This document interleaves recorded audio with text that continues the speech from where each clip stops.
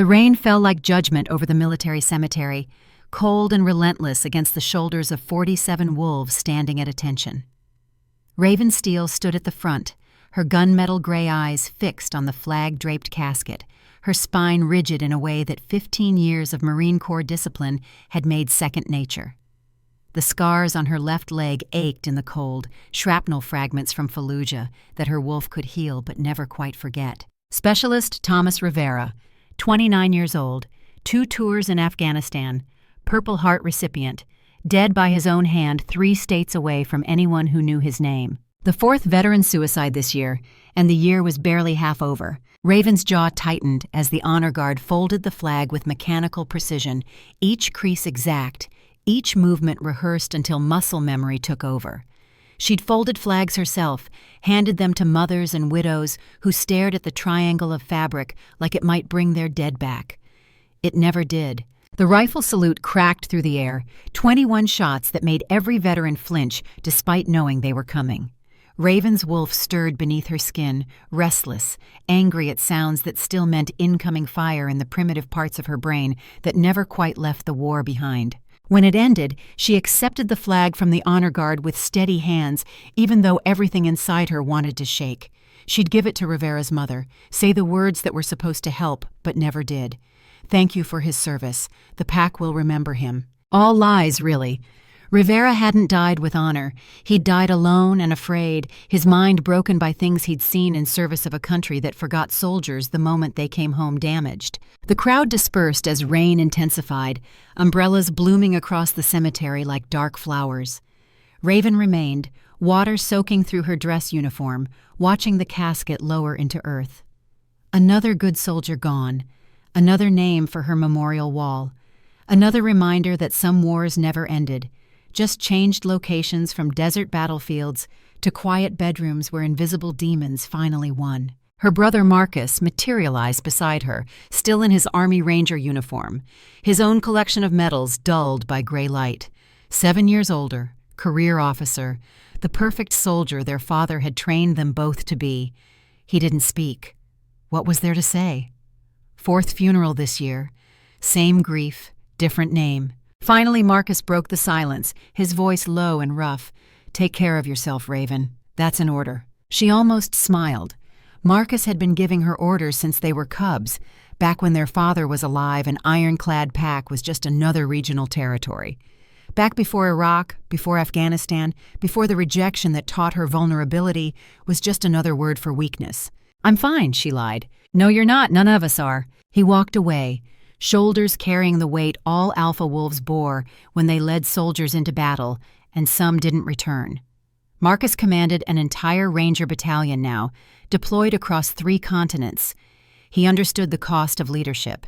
He also understood that some prices could only be carried, never paid. Raven stood alone as cemetery workers began shoveling wet earth onto Rivera's casket, rhythmic thuds that sounded too much like heartbeats stopping. She thought about the 23-year-old version of herself, fresh from her 3rd tour, skin still healing from burns, shrapnel working its way to the surface, like the war refusing to let her go. She'd been stupid then, young enough to believe in fated mates and destiny and romantic nonsense the pack elders whispered about. Stupid enough to think finding her mate would fill the hollow places combat had carved into her soul. Derek Morrison. The name still tasted like ash 15 years later. They'd met at an interpack gathering, one of those forced social events designed to strengthen alliances.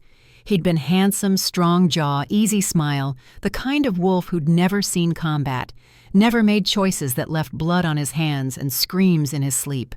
His father was alpha of Riverside Pack, wealthy, influential, wolves who measured strength and property instead of scars. The mate bond had hit her like an IED blast, sudden and overwhelming, filling her with warmth she hadn't felt since before her first deployment. For 47 seconds she'd believed in magic again, believed the universe hadn't forgotten broken soldiers. Then Derek had really looked at her, his eyes tracking burn scars on her arms, the too thin frame from months of combat rations, hands that never quite relaxed, always ready for weapons. She'd watched his expression shift from shock to something worse. Pity, disgust, fear. "I can't do this," he'd said loud enough for the entire gathering to hear. "You're too damaged, too broken. I need a real woman, not some war-ruined soldier who flinches at loud noises." The rejection had been public, deliberate, designed to humiliate. Every wolf in that hall had heard him sever the mate bond, watched Raven's face as something fundamental shattered inside her. She'd stood there, spine straight, face blank, armor up exactly like Marcus taught her. Never let them see you bleed. But later, alone in the woods with only her wolf, she'd screamed until her throat was raw, let the beast tear through and run until exhaustion dragged them both down. The bond had burned like acid dissolving, phantom pain that made shrapnel wounds feel gentle. For 3 days, she'd hidden in wilderness, neither human nor wolf, but something broken that didn't fit anywhere. On the 4th day, she'd made a decision. If the world didn't want broken soldiers, she'd build a world that did. If no one would fight for warriors like her, she'd become the weapon that protected them. 15 years later, she commanded Apex Unit, 50 of the most dangerous supernatural operatives in North America. Werewolves, vampires, witches, even fae who'd seen enough human wars to understand tactics and sacrifice.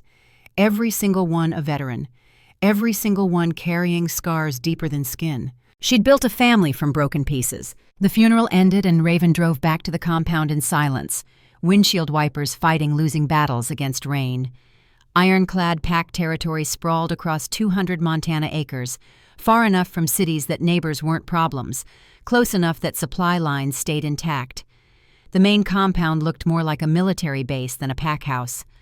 Guard towers, reinforced perimeters, a motor pool that would make army units jealous. Her second-in-command, Elena Cross, waited at Operations Center, a converted warehouse serving as tactical headquarters. Elena was 40, dark-skinned, with eyes that had seen too much and forgotten nothing.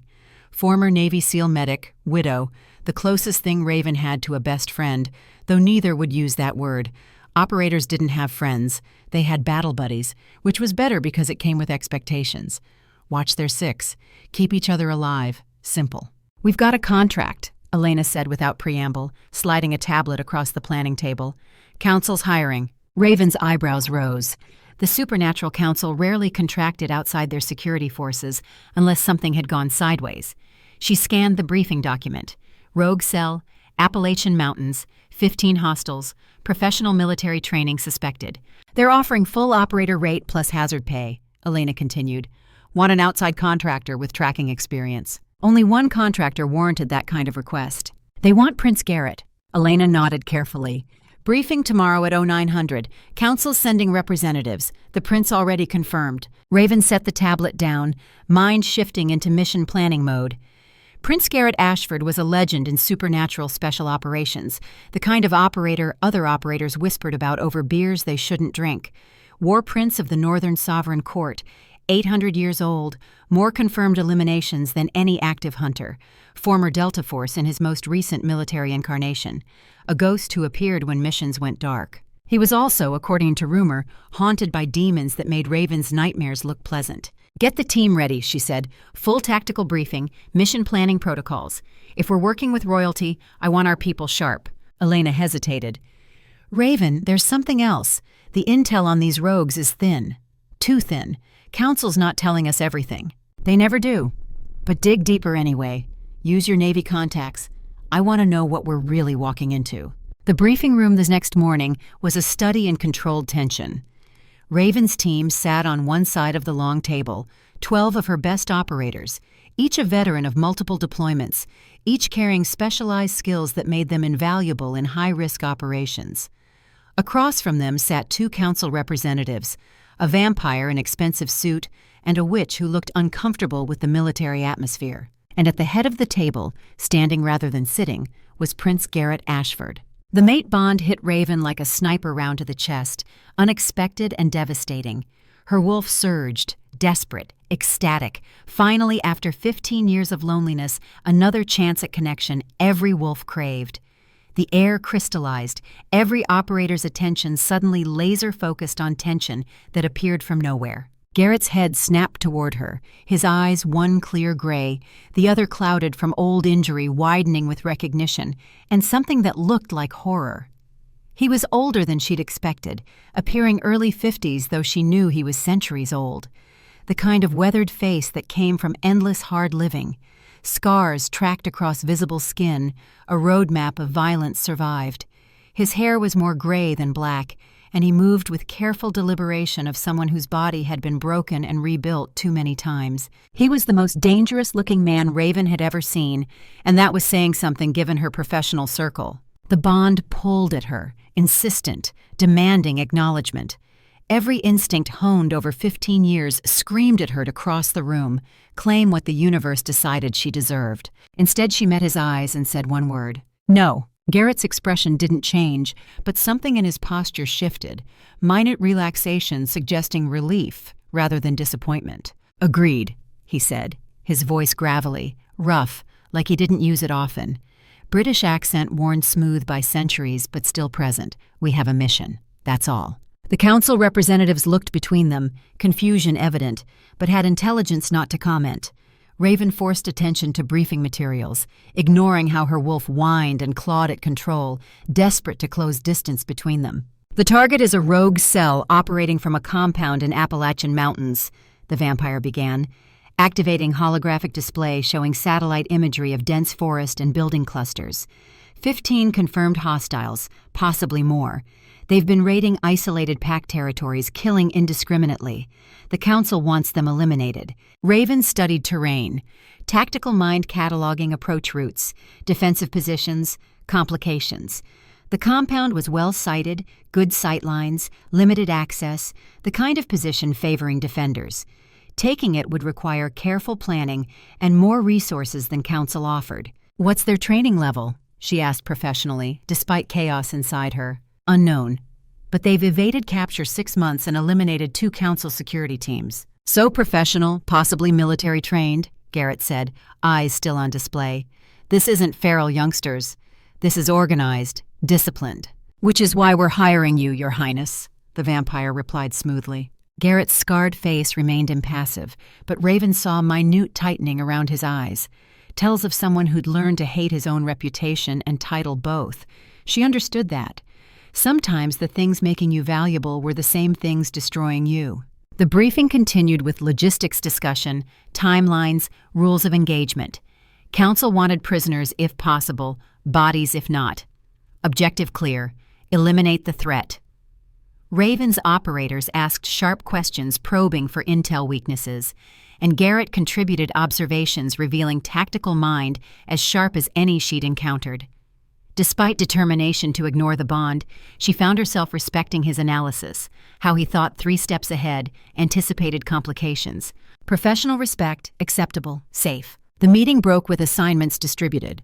Raven's team would handle primary assault, 4-man fire teams with specialized roles. Garrett would provide overwatch and tracking expertise, working independently but coordinated through their communications network. Insertion in 72 hours. As operators filed out, Garrett lingered. Raven knew this conversation was inevitable. She waited until the room emptied before turning to face him fully, keeping the tactical table between them like a barrier. "We need to address this," she said bluntly. "Nothing to address," Garrett replied flatly. "You rejected the bond. I'm doing the same. We work together, complete the mission, go separate ways." Raven studied him, looking for cracks in armor, found walls as solid as her own. This man had built fortresses around himself, same as she had, probably for similar reasons. The bond might say they were meant for each other, but destiny didn't account for damage. "Why?" she asked, curiosity overriding caution. "You've been searching for a mate for how long?" A muscle in Garrett's jaw tightened, the only outward emotion sign. "That's not your concern, Alpha Steel. My reasons are my own." "Fair enough. But if this bond becomes a problem during operations, we abort. I don't risk my people because the universe has a sense of humor." Agreed. They stood in silence. 2 warriors, 2 broken souls, the mate bond humming between them like a live wire neither would touch. Raven wondered what scars he carried, what demons kept him awake at 3 a.m, what he'd done or seen that made him reject a gift most wolves would kill for. She wondered if his reasons were anything like hers. Finally, Garrett turned to leave but paused at the door, back to her. "For what it's worth," he said quietly, "Derek Morrison was a fool, and you are far more than he deserved." Raven's breath caught. How could he know about Derek? But Garrett was already gone, door closing with soft click, leaving her alone with questions and a bond she absolutely could not afford. The next 72 hours blurred into familiar pre-mission rhythm. Raven's operators moved through weapons checks, gear inspections, rehearsals of entry procedures, and emergency extractions. Elena coordinated with Navy contacts and confirmed suspicions.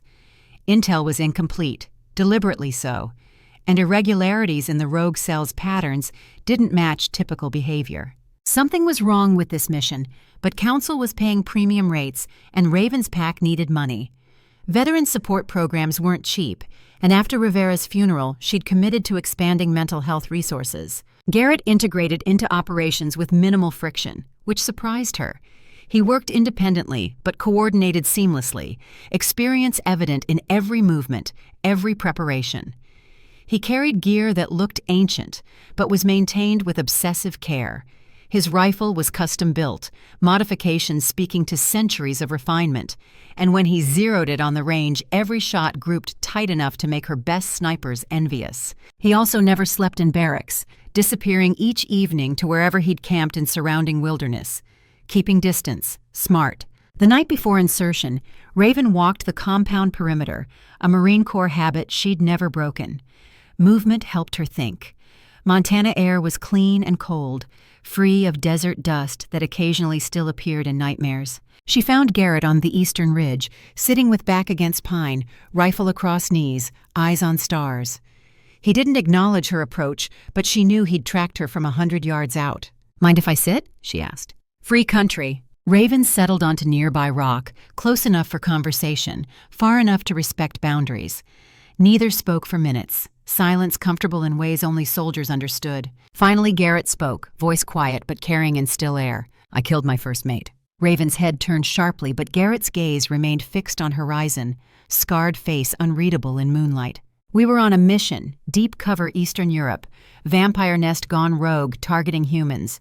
My mate Sarah, she was my spotter, best I ever worked with. 8 years together, married 7. He paused, hands tightening on rifle. The nest captured her.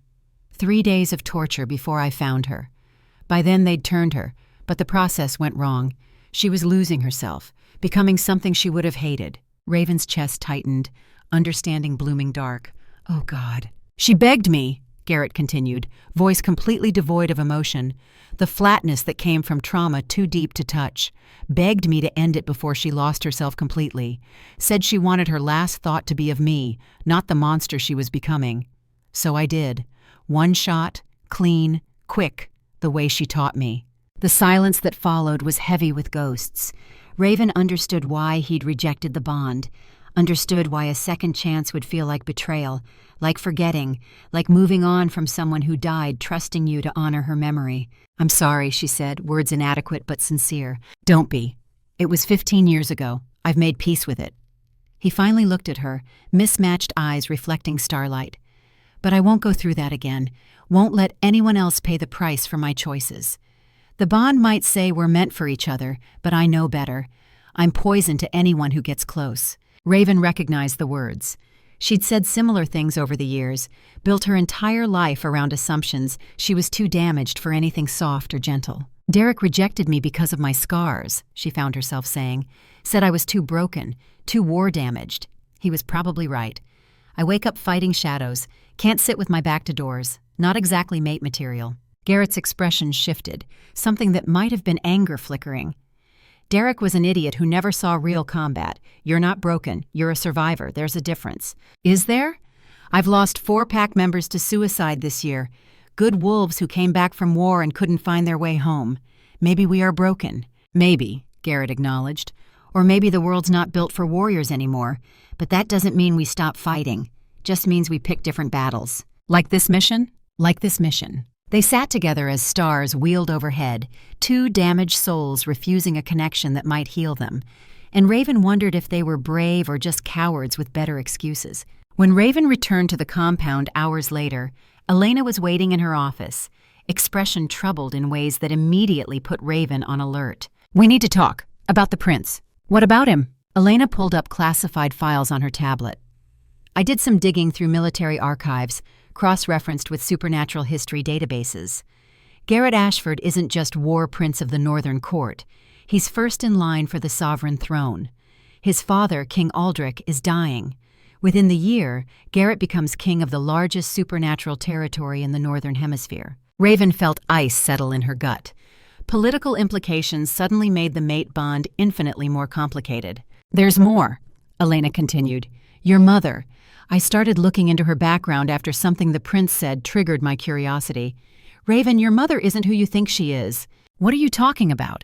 Elena turned the tablet around, showing genealogy charts, bloodline documentation, records sealed for decades. Your mother, Elena Mora, before she married your father. Her real name is Elena Castellane. She's from the Southern Sovereign line. Not direct heir, but close enough that it matters. She went into hiding 30 years ago during political upheaval, married your father, changed her name. Raven stared at the documentation, mind reeling. You're saying I'm royal? Distantly, but yes. Southern bloodline. And if you bonded with the Northern War Prince, the political implications would be... Elena paused, searching for words. It would unite North and South for the first time in 500 years. Every noble family, every council member, every pack with territorial ambitions would have opinions about that union. Suddenly, the mission took on new dimensions. The council hiring Garrett specifically. The incomplete intel. The feeling that something was wrong. This wasn't just about eliminating rogues. This was political maneuvering, testing, evaluating whether the Northern Prince and the hidden Southern bloodline could work together. Does Garrett know? Raven asked. Elena shook her head. I don't think so. But his father certainly does. King Aldrich is many things, but he's not stupid. He would have researched you the moment the bond manifested. Raven stood, pacing her office, military mind working through implications. If this got out, if nobles knew a common soldier carried Southern royal blood, if they knew she and Garrett were fated mates, the political firestorm would make combat zones look peaceful. We don't tell anyone, Raven decided. Not the team, not Garrett. We complete this mission. I reject the bond permanently. Everyone goes back to their lives. And if the bond won't let you? Elena challenged. Fated mate bonds are powerful, Raven, especially between royals. Rejecting it could kill you both. Then I die, Raven said flatly. I'm not becoming some political pawn, some bridge between royal houses. I'm a soldier. That's all I ever wanted to be. Elena looked at her with something like pity. You might not get that choice. The insertion went smooth, too smooth, immediately putting Raven on edge. Her team moved through forest in practiced silence, 4-man fire teams maintaining spacing and communication discipline. Garrett ghosted through trees ahead, more shadow than man, presence marked only by occasional hand signals relayed through comms. The compound appeared exactly as satellite imagery showed, but something felt wrong. Raven's wolf paced restlessly beneath skin, alert, anxious. Beside her, one of her operators signed. Too quiet. No sentries, Raven agreed. Professional rogue cells posted guards, had defensive measures. Instead, the compound sat dark and silent, abandoned.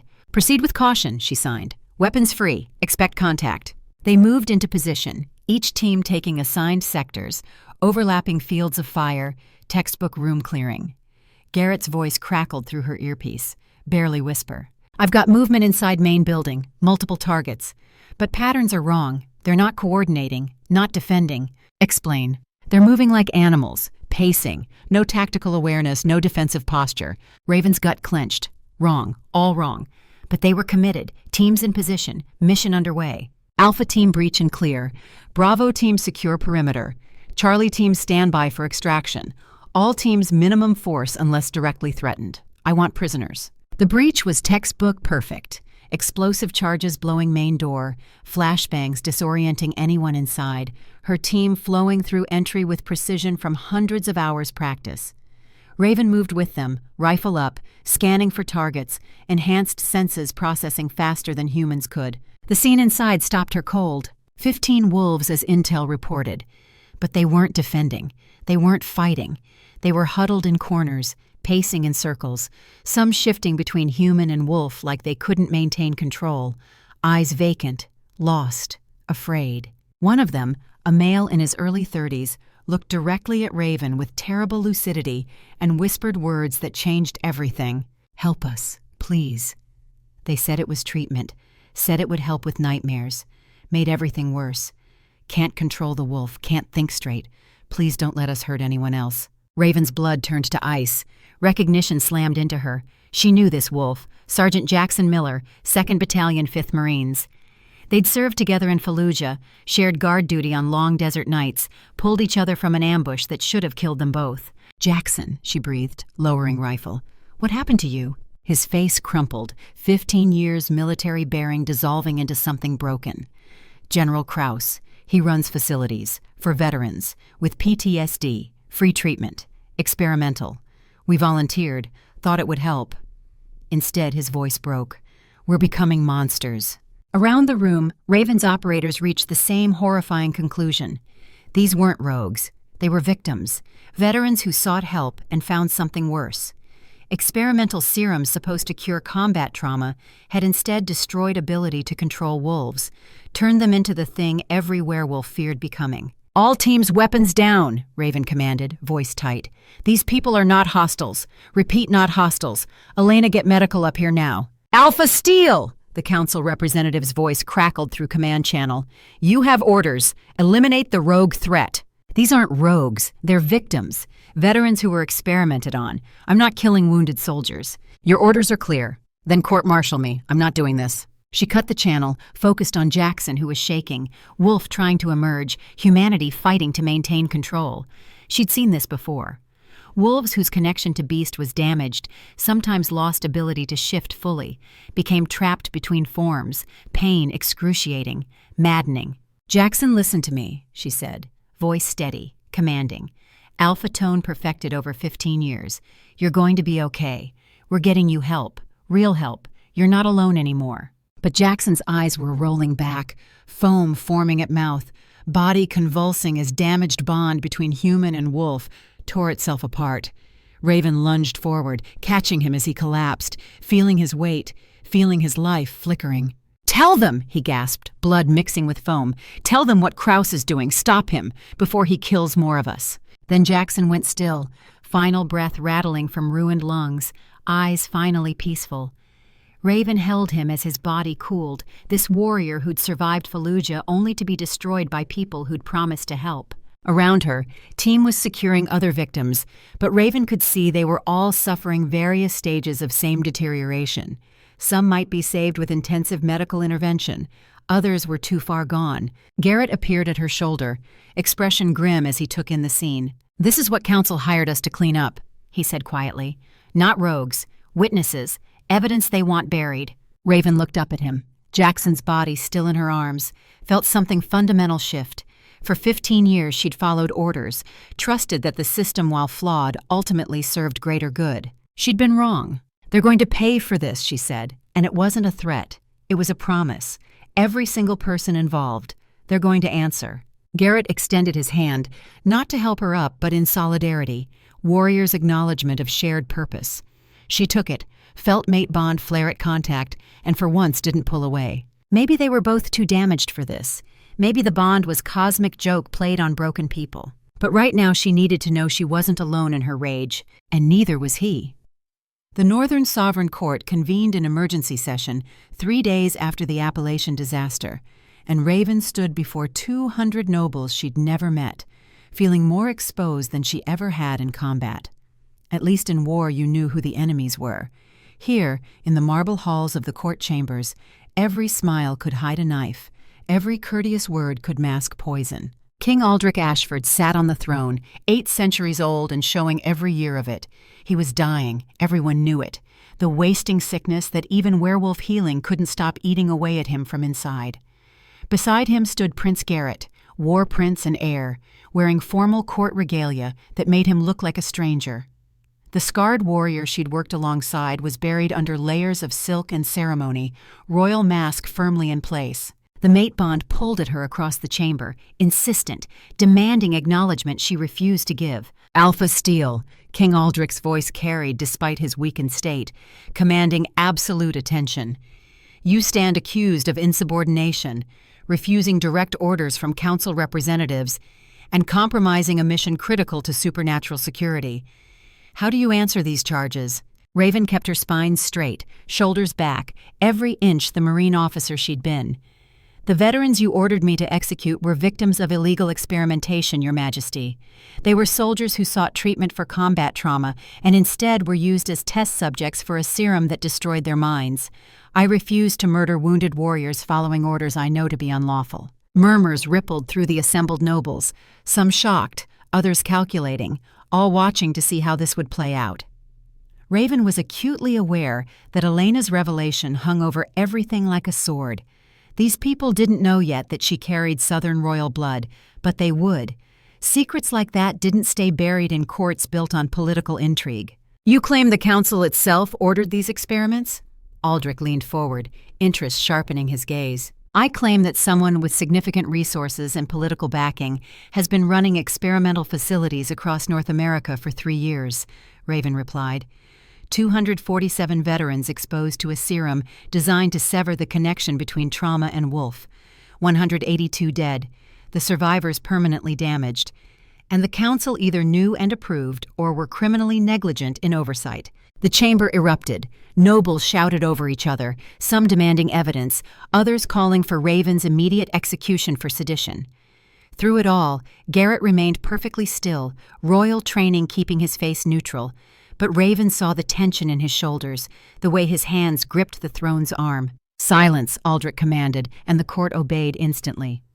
Alpha Steel, these are serious allegations. Do you have proof? Elena stepped forward from where she'd been waiting at the chamber's edge, carrying a tablet loaded with medical records, financial documents, testimony from survivors they'd rescued.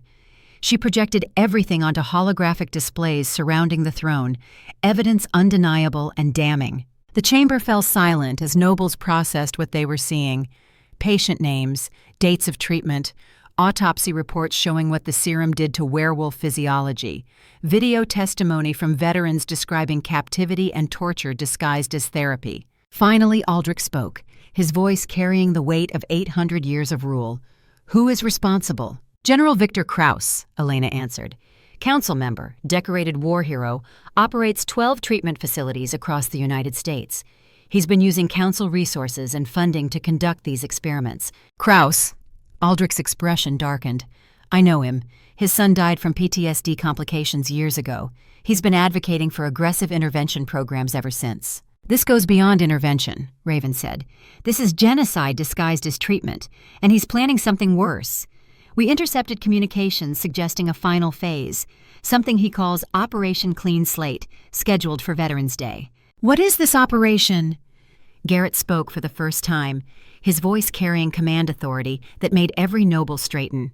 We don't know yet, Elena admitted, but the scope suggests he's planning to affect thousands of veterans simultaneously. Aldrich studied Raven with eyes that had seen empires rise and fall. You've put us in a difficult position, Alpha Steel. On one hand, if what you say is true, Krauss must be stopped. On the other, you violated direct orders, undermined council authority, and created a political crisis at a time when we can least afford instability. He paused, letting silence stretch, every noble hanging on what came next. However, I did not survive 8 centuries by ignoring inconvenient truths. Prince Garrett, you will lead an investigation into these allegations. Alpha Steel, you and your Apex unit are hereby seconded to Northern Court authority for the duration of this crisis. You will answer to my son directly. The implications crashed through Raven like an avalanche. Seconded to court authority meant she was now technically under Garrett's command. Working together, daily contact. The mate bond would be impossible to ignore. Your Majesty, a voice called from the noble section. Lord Blackthorn, one of the oldest and most influential court members. Surely you're not seriously considering placing common soldiers under the War Prince's direct command. The political implications alone are mine to consider, not yours. Aldrich cut him off sharply. My son needs operators with combat experience and no political allegiances. Alpha Steel and her unit fit those requirements. But the mate bond, Blackthorn pressed, everyone can sense it. The War Prince and a common pack Alpha. If they were to bond officially, the succession implications. There is no bond, Garrett said, his voice cold as winter. Alpha Steel and I have a professional working relationship. Nothing more. Our personal compatibility is irrelevant to the mission. Raven felt that denial like a knife between her ribs, but kept her face neutral. He was right. They'd both rejected the bond. What the universe wanted didn't matter compared to duty and mission. Aldrich's eyes moved between his son and Raven, seeing things neither wanted him to see. Then it settled. Prince Garrett, coordinate with Alpha Steel, shut down Krause's facilities, rescue any surviving victims, and stop whatever he's planning for Veterans Day. Use whatever resources you need. The king stood, signaling the session's end, but not before adding one more thing. Oh, and Alpha Steel? Welcome to court politics. Try not to get assassinated before you're useful. The next week was a whirlwind of planning, coordination, and navigating political landmines Raven had no training for. Garrett established a command center in the Northern Court's military wing, requisitioned resources, and began coordinating with veteran packs willing to join their cause. 5 veteran-led packs responded. Alphas who'd served in Iraq, Afghanistan, Somalia, places where trust was earned in blood. They arrived cautious, armed, ready for betrayal. But when Raven showed them the evidence, when they saw what Krause had done to warriors like them, they committed. But for every pack that joined, nobles at court made their opposition known. Raven was common-born, a soldier with no political training, completely unsuitable to be working so closely with the war prince. Whispers followed her through court hallways, speculation about the mate bond, accusations that she was using it to manipulate her way into power. It would have been easier if the bond weren't true. If it were just political maneuvering, Raven could have defended herself. But every time she was near Garrett, the bond pulled harder, demanding acknowledgement, making it torture to maintain professional distance. Garrett felt it too. She could see it in the way his hands clenched when she walked into a room, how he positioned himself to keep space between them, the careful way he never let their fingers touch when passing documents. They were both fighting a losing battle against biology and destiny. The breakthrough came from an unexpected source. Lord Blackthorn, the noble who'd opposed Raven's involvement most vocally, requested a private meeting. Raven went armed and prepared for assassination attempts, but what she found was an old wolf sitting in a study, surrounded by military history books. "You think I'm your enemy?" Blackthorn said without preamble. "You're wrong. You've done everything possible to undermine my position here, because I needed to see how you'd respond." He gestured to the chair across from him. "Sit. Let me tell you about the last time Northern and Southern courts almost united." Raven sat, hand near her concealed weapon, but listened. 300 years ago, Blackthorn continued, there was a Northern prince and a Southern princess, fated mates just like you and Garrett. They bonded, planned to unite the courts, bring peace after centuries of territorial disputes. Do you know what happened? They were assassinated, Raven guessed. Worse, they succeeded. United the courts, ruled together for 50 years, and in that time every noble family with territorial ambitions, every pack with old grudges, every political faction that thrived on division between North and South lost power. So they started a civil war, 20,000 dead before it ended. The prince and princess died defending their united kingdom, and when they fell, everything they'd built collapsed. Raven absorbed this, understanding the implications. "You think Garrett and I bonding would start another war?" I think Blackthorn leaned forward, his eyes sharp. "You and Garrett bonding is the only thing that might prevent one. Krause isn't working alone. He has support from nobles who believe a strong, unified supernatural government threatens their autonomy. They're using his grief, his legitimate desire to help veterans, and twisting it into a power play. If he succeeds, if he triggers mass casualties on Veterans Day, he'll use the chaos to seize control of council, and from there, the throne itself." That's why Aldrich seconded me to Garrett's command, Raven realized, not just for the investigation, for the political implications. "My king is dying," Blackthorn said bluntly. "Within months, Garrett becomes king. If he's unmated when that happens, every noble family with an eligible daughter will push for political marriages, forming factions, creating instability. But if he's already bonded to you, a warrior with Southern royal blood who's proven herself in combat and won't be controlled by court politics, it changes everything." "I don't want to be queen," Raven said flatly. Neither did the last Southern princess. But sometimes what we want matters less than what's needed. Before Raven could respond, alarms shrieked through the court. She was on her feet instantly, weapon drawn, every combat instinct firing. Blackthorn moved with her, surprisingly fast for someone who looked ancient. They reached the command center to find chaos. Elena was coordinating responses, multiple screens showing facility locations under attack. "What happened?" Raven demanded. "Someone leaked our plans," Elena said grimly. 3 of Krause's facilities just went into lockdown. They're evacuating prisoners, destroying evidence. If we don't move now, we lose everything. Garrett appeared, already in tactical gear, the court prince gone, and the Delta Force operator in his place. We hit all 3 simultaneously. Spread thin, but it's our only chance. "We don't have enough operators for 3 coordinated assaults," Raven objected. "Then we make do with what we have." Garrett's eyes met hers, and for the first time since the bond manifested, he let her see past his walls. "We don't leave anyone behind. That's not negotiable." The Montana facility was Raven's target, 8 operators, including herself, hitting a fortified compound designed to withstand assault. The insertion was clean, nighttime aerial drop, but the defenders were ready, professional, well-armed. The firefight was brutal. Raven's team fought through 3 defensive layers, suppressed fire exchanged with an enemy that knew tactical doctrine, used proper covering and movement. Someone had trained these guards well, probably military veterans themselves, which made the whole thing more tragic. They breached the basement where prisoners were held and found 18 veterans in various states of deterioration. Medical teams stabilized them, began evacuation procedures, and that's when everything went wrong. "Contact rear," one of her operators shouted. "Multiple hostiles, heavy weapons." The ambush was professional, coordinated, the kind that suggested enemy intelligence knew exactly where they'd be. Raven's team returned fire, pulled back to defensive positions, called for extraction. A young operator named Tyler Reeves, 25, former Army, took rounds covering the retreat. He went down hard, blood spreading across chest, eyes already glazing. Raven reached him in seconds, medic training screaming assessments. Multiple penetrating chest wounds, silver rounds preventing regeneration. Tyler looked up at her and tried to smile. "Did we get them out?" "All of them," Raven confirmed, applying pressure to wounds that wouldn't stop bleeding. "You did good, Tyler."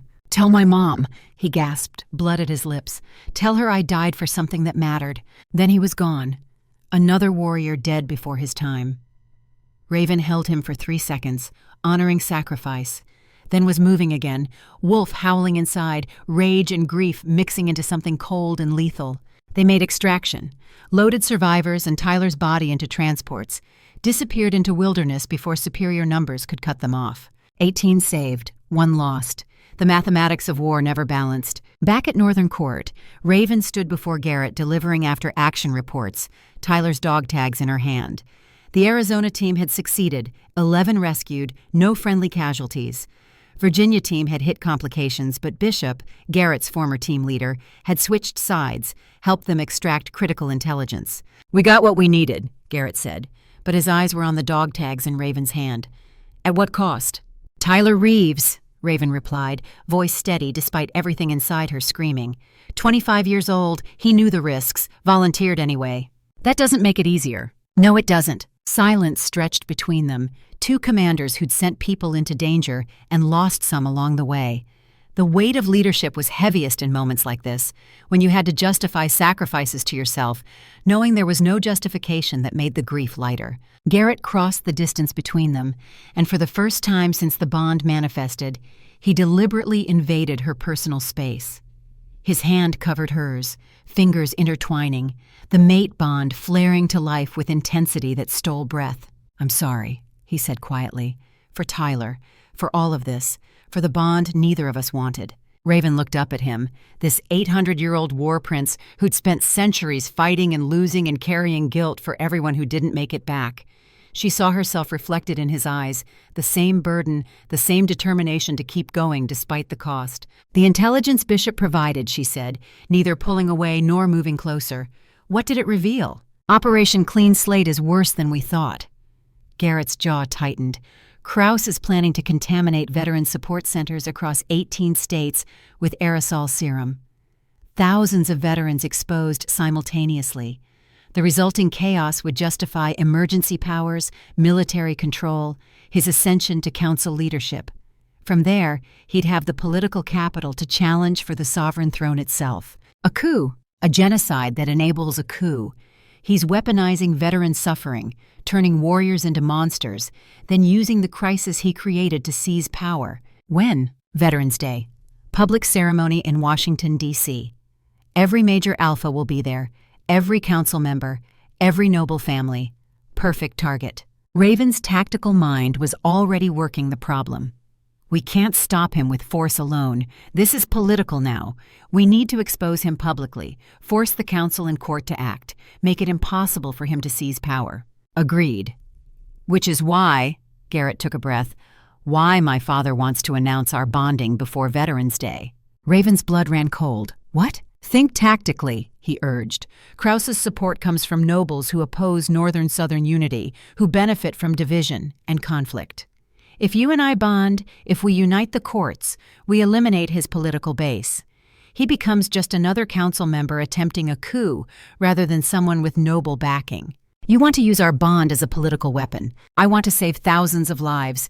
If that requires accepting a mate bond I'm terrified of, if it means becoming king before I'm ready, if it means asking you to be queen when you never wanted that, then yes, I'll do it.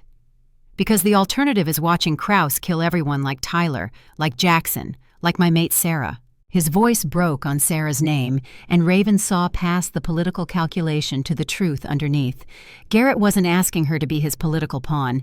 He was asking her to stand beside him in a fight neither could win alone. I'm a soldier, Raven said, not a queen. I'm a warrior, Garrett replied, not a king. But sometimes we become what's needed instead of what we want. Raven thought about Tyler dying in her arms, about Jackson begging for help, about Rivera and the 4 others who'd killed themselves this year because the system failed them. She thought about the thousands of veterans Krause would kill unless someone stopped him. She thought about the bond pulling at her, 800 years of loneliness meeting 15 years of rejection. 2 broken souls the universe insisted belonged together. If we do this, she said slowly, if we bond, it's real, not just political theater. I won't lie to the people following us into battle. Neither will I. And after we stop Krause, after the crisis ends, we figure out how to make this work. Together. As partners. Garrett's hand tightened on hers. Partners, he agreed. Equals. No matter what the court expects. Then we'd better prepare for a wedding, Raven said, and felt the mate bond surge with recognition, acceptance. Finally. They bonded 2 days later in a private ceremony, witnessed only by Elena, Marcus, and King Aldrich. No pageantry, no political spectacle, just 2 warriors acknowledging what had been inevitable since the moment they'd met. The bond settled into place like missing pieces found, filling hollow spaces neither had acknowledged existed. When it was complete, when the marks appeared on both their shoulders marking them as mated, Aldrich spoke from his sickbed. You understand what you've committed to? He asked his son. When I die, you become king, and she becomes queen. Every noble, every council member, every pack with political ambitions will test you both. We'll handle it, Garrett said, his hand never leaving Raven's. Good. Aldrich's eyes moved to Raven. I didn't choose you, girl. The bond did, but I've seen your record, spoken to your people, watched how you carry yourself under pressure. You'll make a better queen than most who were born to it. I don't know anything about ruling. Neither did I when I started. You'll learn, and you'll have 800 years to practice if we stop Krause. When, Garrett corrected, because failure isn't an option. The announcement of their bonding sent shockwaves through supernatural society. Northern court nobles scrambled to adjust political calculations. Southern families emerged from obscurity claiming connection to Raven's mother's bloodline. Council members who'd supported Krause quietly distanced themselves as the political landscape shifted. And in the midst of chaos, Raven's coalition force grew. 20 packs now, 400 fighters, all veterans, all committed to stopping Krause and protecting their own. They trained together, court soldiers and common pack warriors, nobles fighting beside former enlisted, everyone united by the knowledge that Veterans Day was coming and thousands of lives hung in the balance. Elena coordinated intelligence gathering, tracking Krause's movements, identifying facilities, mapping the network of supporters. Marcus drilled tactical teams on urban combat, building entry, hostage rescue scenarios, and Raven stood beside Garrett, learning to balance military command with political necessity, combat instincts with royal diplomacy. The night before Veterans Day, she found Garrett alone in the armory, maintaining weapons with meditative focus that spoke to decades of ritual. She sat beside him, picked up a cleaning rod, began working on her own rifle. "Are you afraid?" she asked. "Terrified," Garrett admitted. "Not of combat. I've fought wars for 8 centuries, but of failing, of becoming king and making choices that get people killed, of being responsible for more than just my team." "You've been responsible for more than your team since the day you were born a prince. Being born to something doesn't make you ready for it." "No," Raven agreed, "but neither does training or preparation or centuries of experience. You become ready by doing it, by making choices and living with consequences, by learning from failures and honoring the people who don't make it back." Tyler's dog tags hung around her neck now, resting against her chest next to her own from the Marine Corps. Reminders of cost, of sacrifice, of the price that duty demanded. "Tomorrow we end this," Garrett said, "one way or another." "Tomorrow we fight together," Raven corrected. "Partners, equals. And when it's over, we start building something better. A kingdom worth ruling? A world worth saving." They sat together in comfortable silence, 2 warriors on the eve of battle, bonded mates facing impossible odds, ready to pay whatever price victory demanded. Because that's what they did, what they'd always done. Fought losing battles because someone had to, protected the wounded because that was honor, stood against darkness because surrender wasn't in their vocabulary. Tomorrow would bring blood and chaos and political machinations. Tomorrow they'd face an enemy with resources and backing and conviction that his cause was righteous. But tonight, they had each other. 2 broken souls the universe insisted belonged together, finally accepting what had been true from the start. The bond might have brought them together, but choice made them partners. And together, they were unstoppable. Veterans Day. Dawn broke cold and clear over Washington, D.C., transforming the National Mall into a sea of flags and uniforms as thousands gathered to honor those who'd served. Raven stood on a rooftop 3 blocks from the Supernatural Council chambers, tactical vest heavy with magazines and equipment, Tyler's dog tags cold against her skin beneath body armor. Around her, 400 wolves prepared for a battle that would be fought with evidence and politics as much as bullets and blades. Every operator understood the stakes. This wasn't just about stopping Kraus. This was about preventing genocide, exposing corruption, and determining who would rule the supernatural world for the next century. Garrett materialized beside her, his presence announced by the mate bond before any physical tell. 8 centuries of experience moving silently. His rifle was slung across his back, and beneath tactical gear he wore formal court regalia. Today, he was both warrior and prince, soldier and heir, prepared to fight for the throne or die trying. "Beautiful morning to challenge a coup," he observed, tone conversational despite the tension radiating from every line of his body. "I've died for worse reasons," Raven replied. "At least this time it might actually change something." The plan was elegant in its complexity, layers upon layers of tactical and political maneuvering. Marcus and Bishop would lead teams to secure the final 3 Kraus facilities simultaneously, creating cascading crises that would divide his security resources. Elena's hackers would breach council communication systems, prepared to broadcast everything to every pack in North America. Court nobles loyal to Aldrich would be positioned to support Garrett's challenge when the moment came, and Raven's assault force would storm council chambers during the Veterans Day ceremony, forcing a confrontation that couldn't be covered up or dismissed, exposing Kraus before he could implement Operation Clean Slate. It relied on timing, coordination, and the assumption that at least some council members would choose justice over politics when confronted with undeniable evidence. Raven knew better than to count on institutional courage, but sometimes you had to believe in something beyond tactical advantage. Her radio crackled. "Bravo team in position," Marcus's voice calm and professional. "Montana facility secured. Evidence packages ready for transmission." "Charlie team set," Bishop added. "Arizona facility locked down. We've got everything." "Delta team green," Elena reported. "Network breach complete. Standing by for your signal." Raven took a breath, feeling command weight settle across her shoulders like always, in deserts and mountains and forests where good people died following her orders. This was different. Everyone knew what they risked and why. This time, it was their choice. "All teams, this is Alpha Actual," she said into her radio. "Execute on my mark." She paused, looking over the city that claimed to honor warriors while abandoning them. "Today we remind them what honor means. Mark." The world shifted into motion. Marcus's team broadcast first, medical records and survivor testimony flooding supernatural networks. Then Bishop's evidence hit, financial documentation showing council funding for illegal experiments. Elena opened the floodgates, and suddenly every alpha in North America was receiving proof of systemic betrayal, genocide disguised as treatment. Raven's team moved through streets like smoke, supernatural abilities keeping them unremarkable to human eyes. The council chambers were secured but not fortified. No one expected assault during public ceremony. That assumption was about to cost them. The building was classical architecture, columns and marble designed to project authority. Raven's operators entered through 6 different access points simultaneously, forged credentials getting them past first security layer.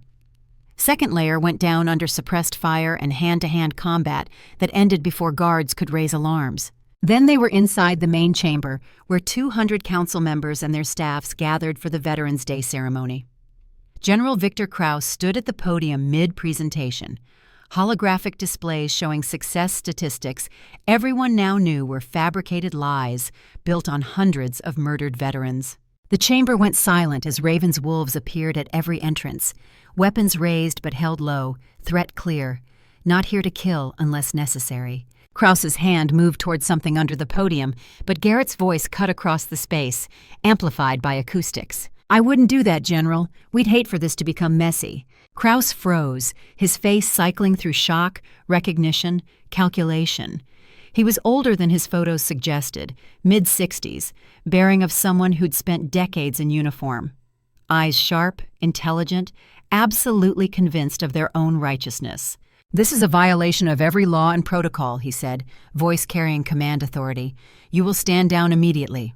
"We've already faced elimination," Raven replied, stepping forward so the entire chamber could see her.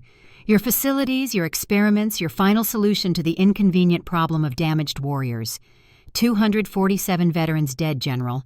Not in combat, not defending their packs. Murdered in the name of prevention." The chamber erupted, council members shouting, some genuinely shocked, others scrambling for political cover. Krauss remained calm, hands visible, posture relaxed, military through and through. "You have no authority here," he said to Raven. "You're a rogue operator, a common soldier playing at politics." "She's my bonded mate," Garrett said, stepping beside Raven, and the chamber went silent. "As war prince and heir to the Northern Throne, I claim right of challenge. General Krauss, you stand accused of genocide, corruption, and conspiracy to commit treason against the sovereign courts. Defend yourself or surrender." "Challenge?" Krauss's eyes gleamed with something dangerous. "You want to make this about succession? Very well, Your Highness. But before we proceed, perhaps the council should know the full truth about your new mate." He pulled documents from his jacket, threw them onto the council floor where holographic projectors picked them up, displayed them for everyone to see. Genealogy charts, bloodline documentation, Elena's sealed records. "Your mate isn't common born at all," Krauss continued, voice dripping with calculated revelation. "She's Elena Castellane's daughter, Southern royal bloodline, hidden in obscurity for 30 years, suddenly revealed the moment it became politically convenient. Tell me, Prince Garrett, did you know about her heritage before the bond manifested, or did your father arrange this entire situation?" Murmurs rippled through the council, speculation spreading like wildfire. Raven felt eyes on her, judging, calculating, nobles already revising their political positions based on this new information. "My mother's past is her own," Raven said, voice steady despite fury building in her chest. "I didn't know about my bloodline until a week ago. The bond manifested naturally, not through political manipulation." "How convenient," Krauss sneered. "The Northern War Prince and a hidden Southern heir, bonding at the exact moment the North needs Southern support to maintain stability. Forgive me if I'm skeptical." "You want to talk about manipulation?" Garrett's voice carried an edge that made even experienced council members flinch. "You've been conducting illegal experiments on veterans for 3 years. You've murdered nearly 200 wolves who sought help. You've planned a mass casualty event designed to create chaos you could exploit for political gain. And you have the audacity to question my integrity? I've done what was necessary, Kraus shot back, absolute conviction ringing in every word. My son died from PTSD complications. I watched war destroy him, turn him into something he hated, until he couldn't live with himself anymore. I swore I would prevent other families from suffering that loss. Every action I've taken has been to protect our world from the threat damaged soldiers represent. By making them into monsters? Raven challenged. By proving your prejudice correct through torture and experimentation? Elena's face appeared on every holographic display, her expression neutral as she walked the council through documentation that was impossible to refute: patient names, treatment dates, autopsy reports, video testimony from Jessica Hayes, young corporal who'd survived Kraus's facilities, describing her captivity.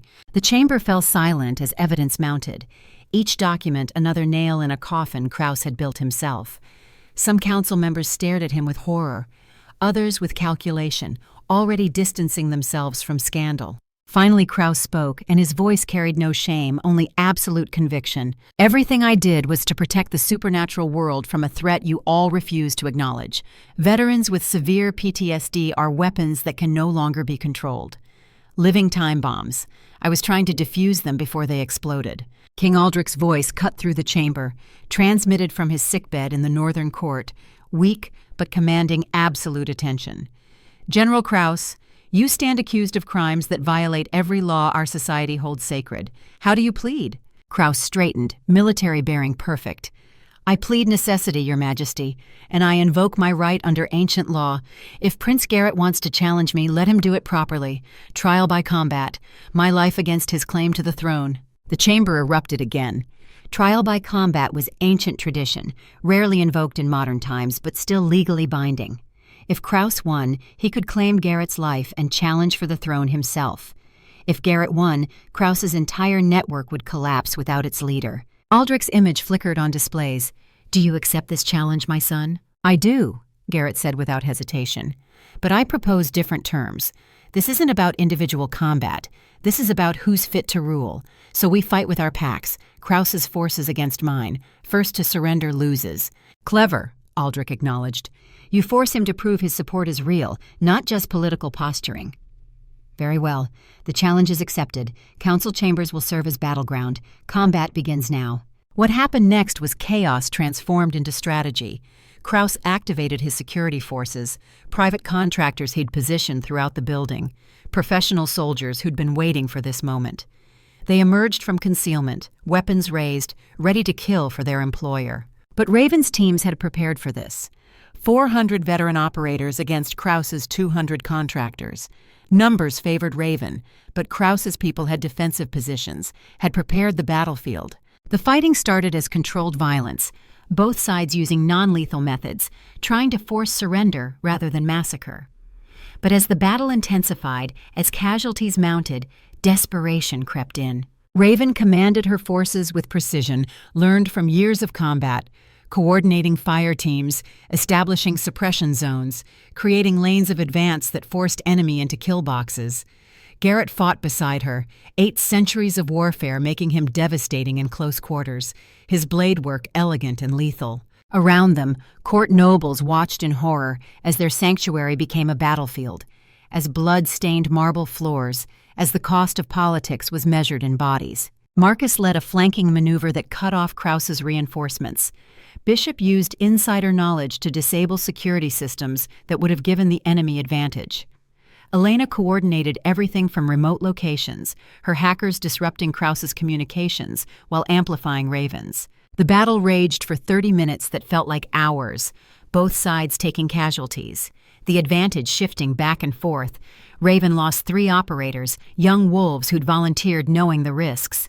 Kraus lost dozens, his professional contractors breaking under sustained assault from warriors who fought for more than money. Finally, cornered in the council chamber with his forces decimated around him, Kraus made his last stand. He pulled out a device, small and silver, holding it up so everyone could see. "This chamber is rigged," he announced. "Enough explosives to collapse the entire building. Everyone dies. Clean. No trials, no scandals, just tragedy." The chamber erupted into panic, council members scrambling for exits, security trying to restore order. But Raven's operators held position, discipline overriding fear. Raven studied Kraus, seeing past the threat to the broken man underneath. Destroyed by grief, twisted by good intentions, absolutely convinced mass murder was justified if it prevented future suffering. She recognized that mindset, had seen it in warriors who'd lost too much, who'd convinced themselves one final act of violence would balance scales. It never worked. "General," she said quietly, her voice cutting through chaos, "you said you did this for your son. What would Victor think of this?" Kraus's hand tightened on the device. "Don't you dare invoke my son. I knew warriors like him, men who came home broken, struggling, trying to find their way back to normal. Every single one would be horrified by what you've done in their name." His face crumpled, mask of military stoicism cracking. "I just wanted to help, wanted to make sure other families didn't suffer." "Then help now," Garrett urged, moving closer but carefully, non-threatening. "Put down the device. Face trial. Let truth come out so real change can happen. Your son deserved better than what he got. So did every veteran you killed. Honor their memory by accepting responsibility." For 5 heartbeats that felt like eternity, Kraus stood with his thumb on the trigger, tears tracking down a face carved from duty and grief. Every weapon in the chamber remained trained on him, but no one fired, because some targets deserved the chance to surrender. Finally, Kraus set the device down carefully, like it might explode anyway. His hands were shaking, decades of military discipline finally breaking. "I wanted to be a good father," he whispered. "Wanted to protect him. Failed everyone." "You don't get absolution," Raven said gently, "but you can face what you've done with honesty. That's the only honor left." Security personnel moved in, taking Kraus into custody with surprising gentleness. He didn't resist, just stood there looking older than his years, a broken man who'd tried to prevent suffering by causing more. The council convened emergency sessions, investigations launched, political careers ended in scandal, the supernatural world's dirty secrets were exposed, and scrambling to assign blame would occupy bureaucrats for years. But Raven and Garrett had already won what mattered. King Aldrich died 3 weeks later, peacefully in his sleep, surrounded by family. His final words to Garrett were simple: "Make it better than I did. Build something worth ruling." The coronation was held 1 month after Kraus's surrender, timed to coincide with the formal unification of northern and southern courts. Representatives from every pack in North America attended, along with delegations from European and Asian courts, everyone wanting to witness history. Raven stood in the preparation chamber, staring at her reflection in full royal regalia, and barely recognized the woman looking back. Gone was the combat uniform and tactical vest. In their place, ceremonial armor crafted from silver and shadow, a crown that felt impossibly heavy resting on her brow. "You look terrified," Elena observed from where she stood as Raven's attendant. "I'm terrified. I'm a soldier, not a queen." "You're both." Elena adjusted the crown slightly. "And you're exactly what this world needs. Someone who understands the cost of leadership, who's fought for every person under her command, who won't sacrifice warriors to political convenience." Marcus appeared in the doorway, resplendent in his own formal uniform. "Ready, little sister?" "No, but when has that ever stopped us?" The coronation ceremony was held in the Great Hall of the Northern Court, a chamber that could hold 5,000 witnesses.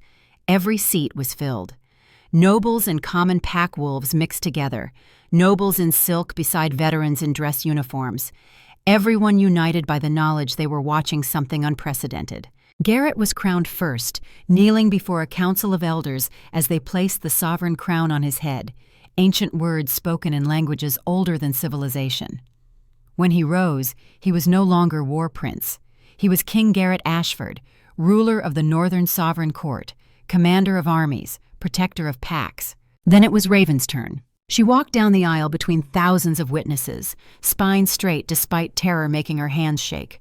At the dais, she knelt beside Garrett, and the elders placed the southern crown on her head, twin to the northern crown, symbols of courts unified for the first time in 500 years. "Queen Raven Castellane Ashford," the eldest intoned, "protector of veterans, defender of the wounded, shield of those who serve."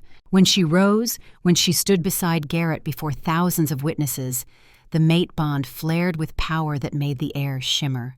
2 crowns, 2 courts, two broken warriors the universe insisted belonged together, finally accepting their destiny. Garrett took her hand, and together they faced their people. "I didn't choose this crown," Garrett said, his voice amplified to reach every corner of the hall. "It was thrust upon me by birth and duty and circumstances beyond my control. But I choose the woman beside me. I choose to build a kingdom that honors warriors rather than exploiting them. I choose to rule with compassion rather than fear." "I didn't want to be queen," Raven added, her voice steady despite nerves. "I wanted to be a soldier, wanted to protect my people from shadows, wanted simplicity that leadership will never allow. But I choose to stand here anyway. I choose to fight for veterans who deserve better.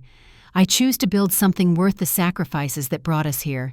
Together they spoke the final oath, ancient words binding them to their people to them, creating covenant that would endure as long as the courts existed. The assembled witnesses erupted, not in applause, but in the warrior tradition, fists against chests over hearts, the sound of thousands of hands acknowledging truth and sacrifice, and the bonds connecting everyone who'd served. Raven felt tears threatening, pushed them back, but let herself feel the weight of what they'd accomplished. Not just defeating Kraus, not just exposing corruption. They'd fundamentally changed the supernatural world's relationship with its warriors, had proven that broken soldiers deserved protection rather than elimination.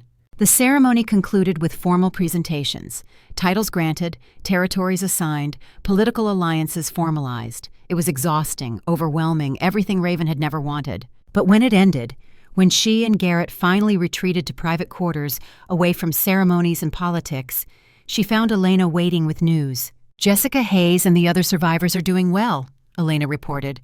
"Therapy is helping, wolves are stabilizing, some are even talking about returning to active duty." "Good," Raven said, something loosening in her chest. "The new Veteran Treatment Center opens next week, fully staffed by operators who understand combat trauma, funded by reparations from Kraus's confiscated assets. It's not perfect, but it's a start. Everything worthwhile is." 2 years later, Raven stood in a cemetery outside Billings, Montana, before a memorial wall that had been expanded, new names carved in granite. Tyler Reeves was there, along with Jackson Miller, Thomas Rivera, and 182 others who'd deserved better. The ceremony was smaller than the coronation had been, just Apex unit and veteran packs who'd fought beside them, no politicians or cameras or pageantry. These were warrior rites, private and meaningful. Garrett stood beside her, his hand in hers, the mate bond settled and strong. He still carried Sarah's memory, always would, but had made peace with honoring her while living. Some wounds healed with time. Others became part of who you were, scars reminding you of prices paid. Jessica Hayes approached the podium, nervous but determined. 2 years of intensive therapy evident in how she held herself. She'd never be full strength, wolf permanently damaged, but she was alive and healing. "My name is Jessica Hayes," she began, voice steady. "Corporal, 3rd Infantry Division. 2 years ago, I was dying in a basement, broken by experiments disguised as treatment. I thought no one cared, that I'd be forgotten." She looked directly at Raven and Garrett.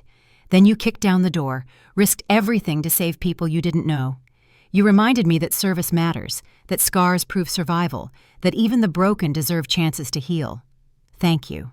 The assembled warriors acknowledged her words, fists over hearts, recognizing truth and courage. Later, after ceremonies ended and crowds dispersed, Raven found herself alone at Tyler's name, tracing carved letters with fingers that remembered holding him as he died. "You did good, kid," she said quietly. "Made a difference that mattered." Garrett appeared beside her. New recruits arriving tomorrow. Young wolf from the army, severe PTSD, nobody else would take her. Raven smiled, recognizing the description. Herself 15 years ago, too damaged to want. Except she'd been saved by time and purpose and pack bonds that refused to let her drown. "Then we'd better prepare. Training broken soldiers is exhausting work." "You're not just training soldiers anymore," Garrett reminded her gently. "You're teaching queens how to survive their crowns." Raven looked at him, this 800-year-old king who'd spent centuries fighting and losing and carrying guilt. She saw herself reflected in his eyes, the same burdens, the same determination.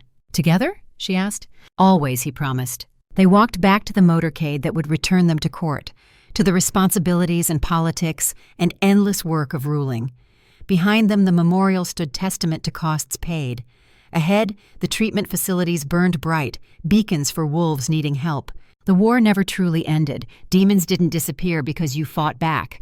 Scars didn't heal just because you wanted them to. But every day, warriors like Raven and Garrett and Jessica chose to keep fighting, not against enemies, but against darkness from within, battles no one else could see but everyone who'd served understood. That was the real victory, not defeating Kraus or claiming thrones or uniting courts. The victory was choosing to keep going, to keep helping, to keep believing even the most broken warriors deserve chances to heal and thrive and live lives honoring both service and survival. In the royal chambers that night, Raven removed her crown with relief, set it on the dresser beside Garrett's. 2 crowns, 2 courts, 2 responsibilities neither had wanted, but both had accepted because duty demanded it.